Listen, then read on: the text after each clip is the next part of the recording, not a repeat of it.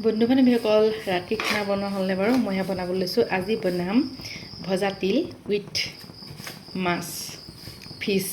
তো ব'লক বনাবলৈ ষ্টাৰ্ট কৰোঁ। প্ৰথমতে ইয়াত তিলখিনি ধুই থোৱা আছিলে, অকণমান ভাজি ল'ম। বহুত বেছি ভাজিব নালাগে, বহুত ভাজিলে ইয়াৰ যিটো টেষ্ট সেইটো নাইকিয়া হৈ যাব। অকণমান ভাজি ল'ম ইয়াত।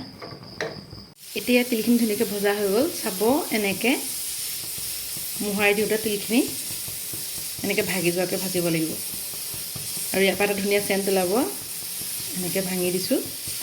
ইয়াতকৈ যদি বেছিকৈ ভাজে তেলে মানে শুকান গোন্ধাব, খাই ভাল নালাগিব। ইমানটো জোখতে ৰাখিব।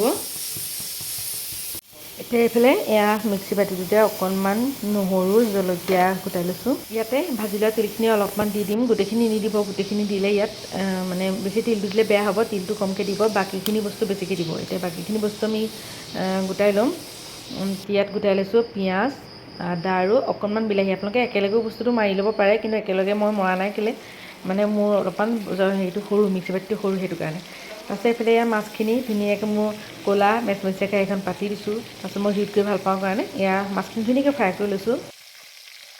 এতিয়া মাছকণ ভাজি পেলাই থাকি যোৱা তেলকণতে মই বাকীখিনি বস্তু দি পেলাই ধুনীয়াকৈ বনাবলৈ ষ্টাৰ্ট কৰি দিম। তেলটো বেছিয়ে গৰম হৈ আছে, সেইকাৰণে অকণমান প্ৰথমতে তাকৰকৈ দি লৈছোঁ। তাৰপিছত এতিয়া গোটেইখিনি দি দিম ইয়াত।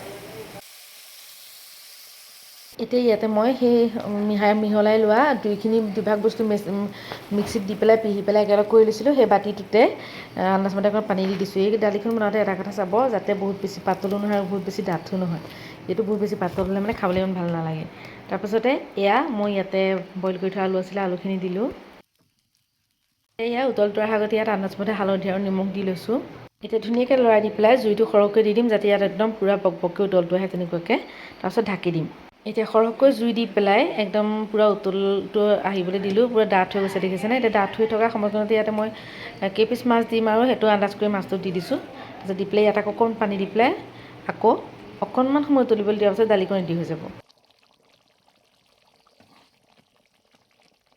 বহুত বেছি খাটনি কৰি থাকিব নালাগে, বহুত বেছি কিবা দিবও নালাগে। একদম চিম্পল ৰেচিপি, পটককৈ বনাই খাব পাৰি। আজি ৰাতিৰ থালিখন আমি এনেকৈ চিম্পলকৈ গোটাই লৈছোঁ। মই আজি ভাতটো বনাবলৈ অহা দেৰি হ'ল, গতিকে একেবাৰে সাধাৰণকৈ বনাইছোঁ। দালি লৈছোঁ, অকণমান ভাতকেৰেলা আৰু আলু পিটিকা, লগতে মাছ ফ্ৰাই আৰু লগতে আমৰ আচাৰ।